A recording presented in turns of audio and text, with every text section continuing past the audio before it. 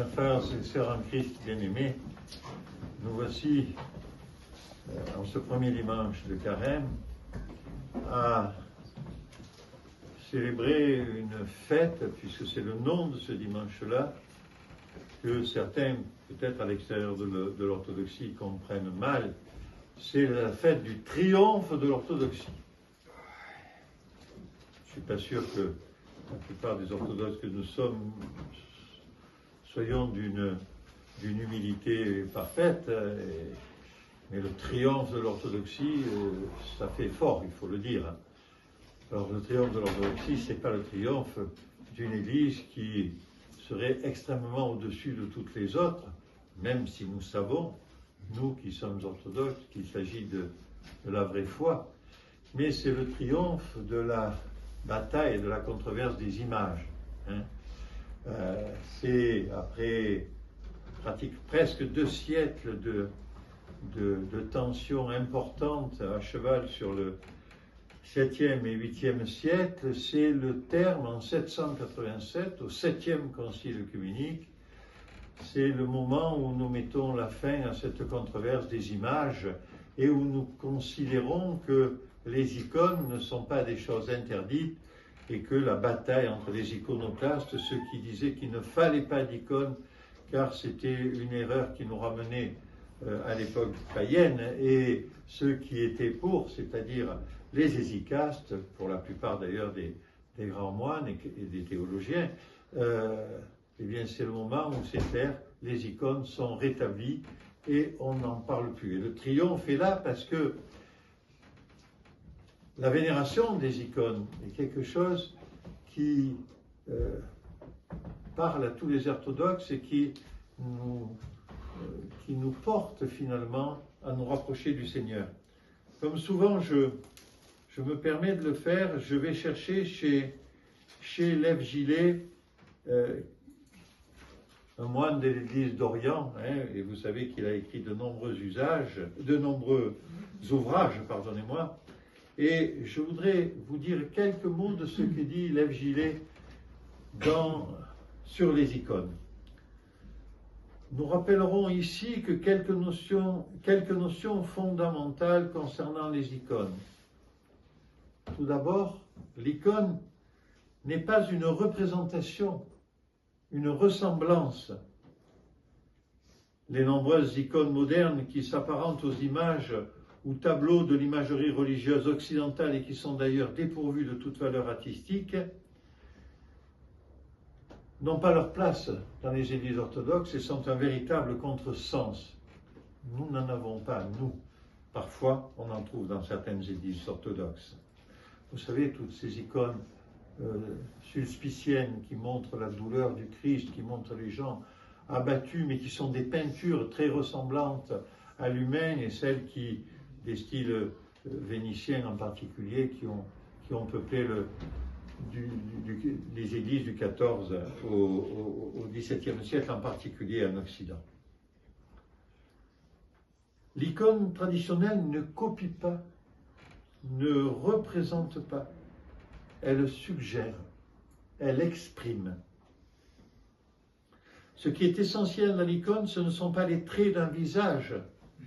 J'espère que je parle sous ton contrôle, très cher Père. Nous avons un iconographe, notre bon diacre. Elle suggère, elle exprime. Ce qui est essentiel dans l'icône, ce ne sont pas les traits d'un visage, mais ce sont des attitudes, des mouvements, un rythme, des couleurs. Chacun de ces éléments possède une signification symbolique et exprime une invisible réalité spirituelle. En ce sens, l'iconographie est un art abstrait. Codifié jadis au mont Athos, même si on sait que les premières icônes sont beaucoup plus anciennes que le début de la vie attonite, puisque les premières icônes sont attribuées à saint Luc. Cet art implique la soumission à des règles strictes et de la part du peintre une vie d'ascèse et de prière. L'icône, ce n'est pas un peintre qui peint un tableau pour le vendre, c'est une prière qui s'exprime à travers la main de celui qui écrit l'icône et qui va devenir un objet véritablement sacré. L'icône n'est pas adorée comme le sont les trois personnes divines. L'icône est vénérée, les icônes sont vénérées, honorées. Elles ont une valeur d'enseignement en ce sens qu'elles offrent à notre méditation des exemples, des modèles dont notre action peut s'inspirer. Mais l'icône a plus qu'une valeur pédagogique. Une icône, une fois bénie, devient un objet sacré, un lieu de rencontre entre Dieu et l'homme. Car quel que soit le thème d'une icône, que ce soit la personne du Christ, ou la mère de Dieu, ou un ange, ou un saint, ou une sainte, ou un épisode biblique, toute icône est un rayon émanant de l'unique et indivisible lumière de Dieu. Elle a un aspect particulier, elle est un aspect de la présence divine. Dieu lui-même est le terme final auquel chaque icône se réfère, parfois indirectement. Voilà, frères et sœurs, ce qu'on peut dire de l'icône. Je trouve que la synthèse que fait là Lev Gillet nous réaligne bien et s'adressant au monde non orthodoxe dit bien ce qu'est l'icône. Pourquoi vous adorez des icônes? Non, non, on n'adore pas des icônes. On les vénère. On vénère Dieu et la présence de Dieu à travers les personnages que représente l'icône. Et c'est bien parce que cette jonction à travers cette image, cette jonction entre Dieu et les hommes, ce moyen, ce lieu qui nous unit, c'est bien pour cela que nous allons l'avoir dans nos maisons, à peu près tous, chacun d'entre nous, même si ce n'est pas une obligation, parce que chaque fois que nous passons devant notre icône à la maison, ou nos icônes, eh bien, immédiatement, clac, le réflexe se fait. Oh Seigneur, Seigneur, gloire à toi. Seigneur, gloire à celui qui est représenté là, qui a eu tellement de courage, qui a vécu tellement d'épreuves, qui a apporté tellement de profondeur à tes enseignements, selon le saint dont il s'agit.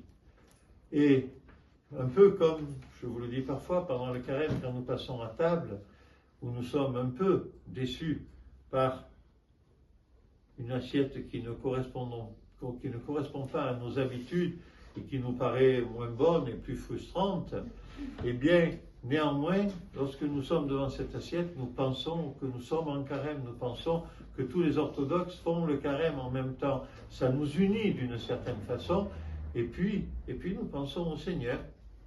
Quand on se met à table pour baffer, pardonnez-moi du terme, souvent on peut oublier cela.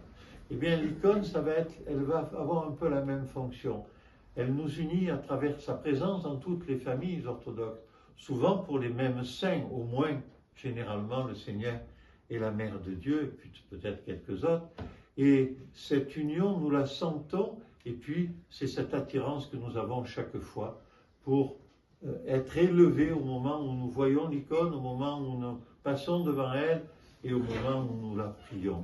Et nous la prions pour que resplendisse la gloire du Père, du Fils et du Saint-Esprit.